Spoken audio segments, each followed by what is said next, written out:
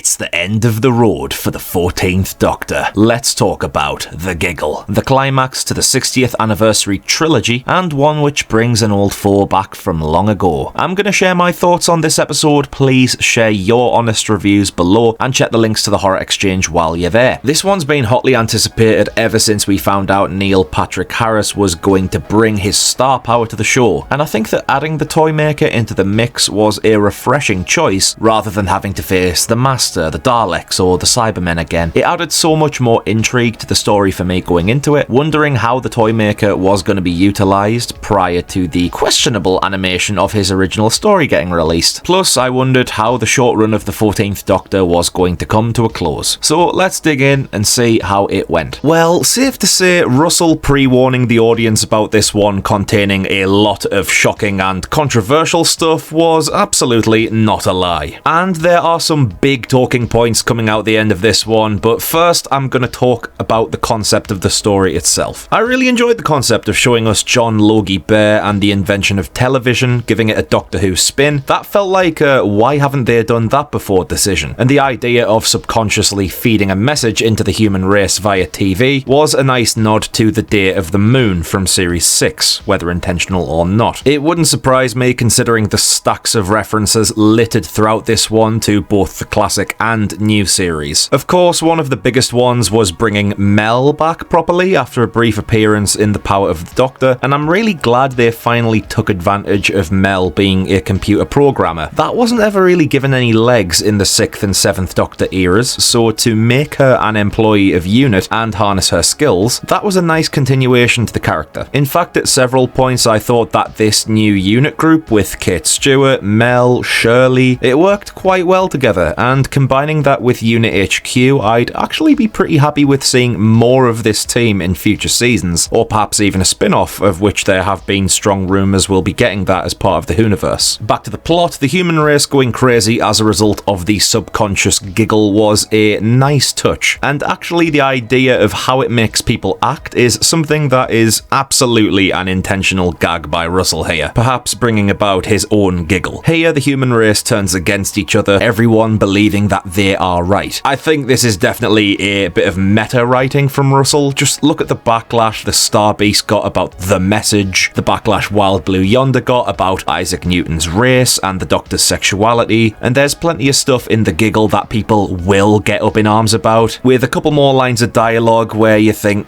okay then, but right there just proves Russell's point. He's used this episode to basically say, look, people can be bloody horrible to each other for just about any reason, and the Doctor's speech about the badness of people was telling, but handled a bit too bluntly and smashed into the teeth, in my opinion. I mean, even the comments thread on this video will likely prove Russell's message right. I do think there is an admirable amount of smartness in that decision, with an equal measure of riskiness due to prodding people with a stick trying to get them to bite back, almost goading the audience on purpose into responding negatively just to say, aren't people awful? I can respect the realisation of this concept, but man has Davies skated on thin ice with that one. So now let's get into the culprit behind the madness, the Toymaker. Now on the whole, I think that the Toymaker has some strengths and weaknesses. No doubt people are going to bring up his overly exaggerated, stereotypical Eastern European accent. Yeah, it was pretty off, wasn't it? But I get the impression that this was an intentional nod to the Toymaker from Chitty Chitty Bang Bang, played by Benny Hill, who notoriously had a similar choppy, over-the-top accent. The fact that character was also a Toymaker just makes me think it's not a coincidence. As much as there were scenes where the accent was fun, I do think I would have preferred the odd scene to have that, but then go with the well-spoken Englishman voice for the most part. It sounded a lot better to me. Plus the Toymaker's tone was rather all over the place. Michael Gough's take on the character was really stoic and stern and cunning, whereas here it goes from intentionally camp to feeling very scary and ominous to feeling like a parody character. The scenes with him holding the puppet strings in the Arkham Asylum Scarecrow pose, or talking about the deaths of the Doctor's past companions and half of the universe, there were times I thought, wow, you are a pretty great villain. Then we get the spice up your life scene. I bloody love this song, by the way, but that made me feel the character was crazily comical. That went against the Doctor's reaction to realising the Toymaker is who he is, which made me feel like, damn, this is the most dangerous being he's encountered. David sold the hell out of the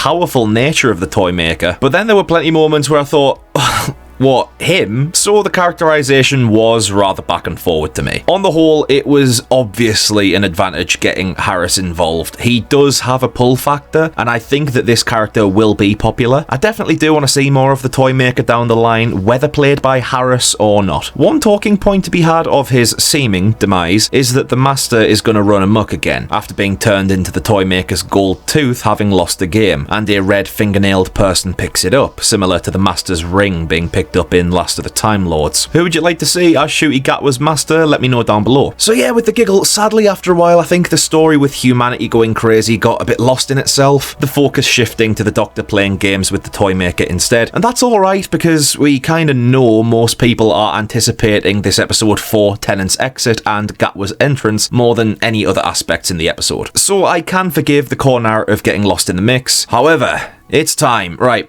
let's talk about it. The bi-generation. My instant reaction was, I'm not keen on that. I'll explain why. I think the beauty about regeneration as a concept is the death factor. Yeah, the Doctor can survive dying, but at the cost of his character, his traits, his personality, his appearance. A new man saunters away. It's the gift and the curse of the Time Lords. But I think that outside of the show, regeneration's important, as it showcases moving on from death and loss. Things in the real world have to come to an end, but there is still hope that can carry on beyond it. So I think regeneration is a brilliant melancholy idea, whereas bi-generation loses some of that importance to me. Is it lovely that the 14th Doctor gets to live on happily ever after all his pain and loss? Yeah, it is. But I think that the Meta-Crisis Doctor angle is fairly similar to this, with another version of the 10th Doctor getting to live happily ever after, as it were, in a parallel universe with Rose. This was just sort of replicating that idea so that people who love Tennant as the Doctor can smile knowing there's still a version out there somewhere, not only living on, but apparently still being a Time Lord, has his own TARDIS. I don't know, it just felt a pinch aggrandizing. Like, I get it, Tennant is beloved, the 10th Doctor is beloved, the 14th Doctor now is beloved, but I can see the pros and cons of keeping him alive with this decision. It is a convenience, if anything, because if Tennant wants to return to the show again, which